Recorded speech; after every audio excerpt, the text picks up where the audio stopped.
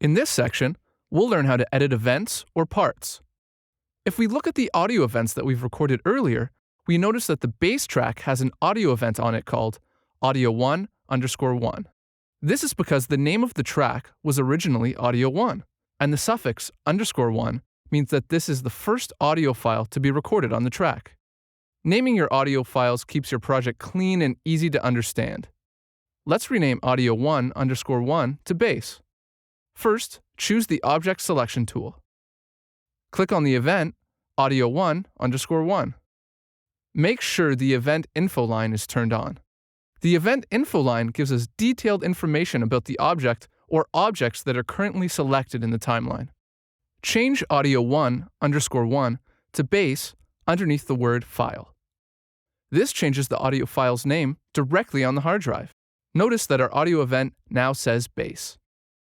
You resize an event by adjusting the start and/or end of the event. Used in combination with the split tool, this is usually all the editing you'll need.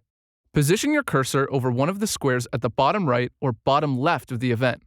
Click and adjust the bass event so that it lines up with electric guitar 1. Splitting is used to cut events. You can split or cut an event wherever you want, or split them evenly to bars and beats. Splitting with snap-off allows you to cut anywhere without locking to any kind of reference. Choose the Split tool. Make sure Snap is off and not highlighted. You can now split or cut the audio anywhere by clicking on the event. Undo your actions by choosing Undo Split from the Edit menu as many times as you use the Split tool. Make sure that there are no splits in the bass event anymore. Having Snap on allows you to split or cut to a time reference. For example, if you want to cut the electric guitar track to bars or beats. Make sure Snap is on. If you are having trouble seeing anything beyond the tool buttons, right-click in the top bar that the tool buttons are on. This allows you to change what you see at the top of the project page. Customization is at the heart of Cubase. Choose Default so that if you changed anything, it will return to the default settings. Next, right-click again and choose Automation Mode so that it is hidden from view. Now we can see enough for us to continue on with the Split tool. With most of the snap features in view, choose Grid to the right of the Snap button. This means we'll be snapping to a grid. Next, choose Bar as the grid type. This means you'll split things into bars. Let's cut on bars 6, 10, and 14. Select Undo Split from the Edit menu and return the bass to the way it was. Hold down Alt on the PC or Option on the Mac. Click on the bass event at bar 3, and the length of the split will be repeated until the end of event. You can try this with Snap on or off. Using the Glue tool allows you to join events together that have been cut using the Split tool. Choose the Glue tool. Glue together the split events and the electric guitar track by clicking just before each split. Let's make sure we glue all of them. Moving events allows us to simply move an event from one part of the project page to another. Choose the Object Selection tool. Click and hold the mouse once on an empty area of the project page. Drag to create a selection of all the events. Then let go of the mouse. With all of the events selected, click and drag them to bar 1. Click once on an empty area of the project page so that no event is selected. Copying can be used to copy an event to another area on the project page. If you want to make many copies, see the section on repeating coming up next. To copy an audio or MIDI event, click on the event you wish to copy and choose Copy from the Edit menu. In our case, let's choose the Electric Guitar 1 event. Position the cursor at the point in the project that you wish the copy to be made. We'll put our cursor at bar 17. Make sure you click on the track that you want the copied event to be copied to. Choose Paste from the Edit menu. Always note the track you have selected before choosing Paste. Now we have 2 guitar events. Note that we also copied the takes that were in the guitar track. We can use these later. With the Object Selection tool, hold down Alt on the PC or Option on the Mac. We are going to copy the Guitar 2 events. Remember that there are 3 events since we use stack recording to record them. Select all of the Guitar 2 events by clicking and dragging as described in Moving Events. Click and hold the selected events and drag to the new position you wish the copy to be made. Repeats are great for repeating something over and over directly after the event you want to repeat. Click the base event with the Object Selection tool. Choose Repeat from the Edit menu. In the dialog that opens, choose how many copies you wish to make by increasing the Count field.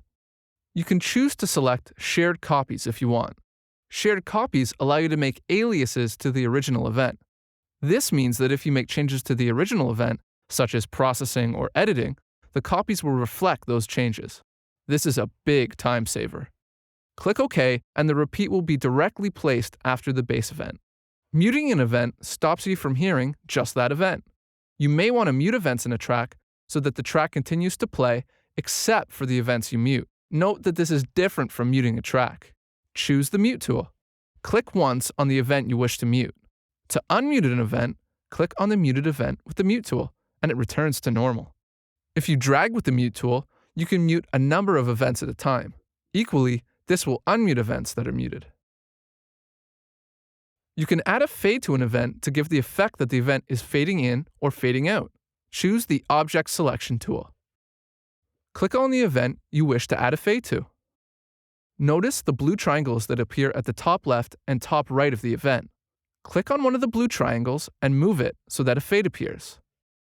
For more advanced fades, you can double-click on the fade area to open up the fade dialog. See fades and crossfades in the operation manual for more information. You can add volume automation to an event.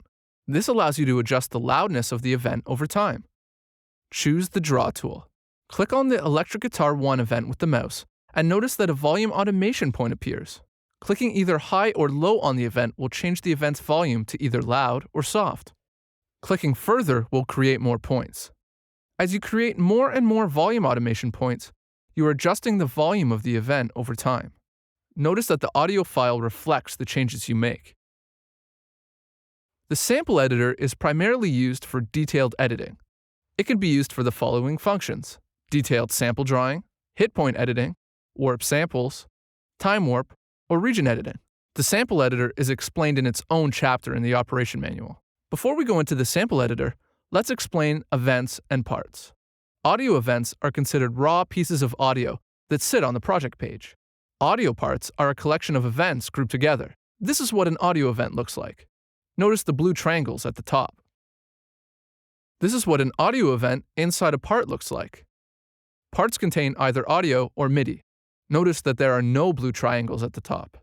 To open the sample editor, double-click an audio event. You know you are in the sample editor by looking at the top left-hand side of the window. If you double-click on an audio part, you will open the audio part editor. You will need to double-click on the audio event once more to reach the sample editor. Cubase has the ability to make changes to the audio in more ways than splitting and resizing. You can normalize, reverse, pitch shift, and time stretch, to name a few. For a full explanation on processing audio, see the chapter in the operation manual called Audio Processing and Functions. You can process the whole audio event or use the range selection tool and just select the section of audio you want. Let's show you how to normalize and reverse an audio event. Normalize raises the volume of the audio to the desired amount. A common use for normalizing is to raise the level of the audio that was recorded at too low an input level. Go to the Process menu found under the Audio menu and select Normalize. Adjust the slider to the amount you desire. A setting of 0 dB or -1 dB is common. Press the Process button and your audio is now normalized. If you have copied events on your project page, this dialog will open.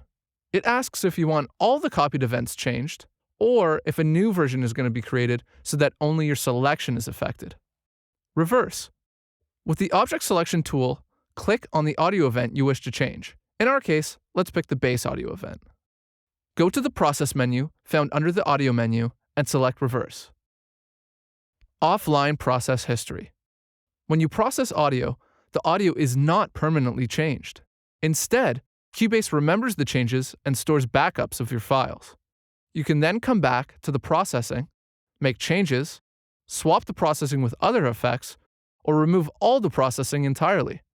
This is done behind the scenes and can be accessed through the offline process history window. We have processed the base audio event with normalize and reverse. Click on the base event to select it and choose Offline Process History from the Edit menu. The Offline Process History window shows you the processing that has been applied to this audio event. You can click Modify to change the settings of normalize if, for example, you normalize too high or you want to bring it down a little. You can also replace normalize with another process by selecting Replace By and then choose another process from the drop-down list. Remove is used to remove or delete a process from the list. If, for example, we didn't want the reverse anymore, we can just take it away. Deactivate toggles between deactivate and activate. If a process is deactivated, the Activate button will appear, allowing you to return the process to its original state.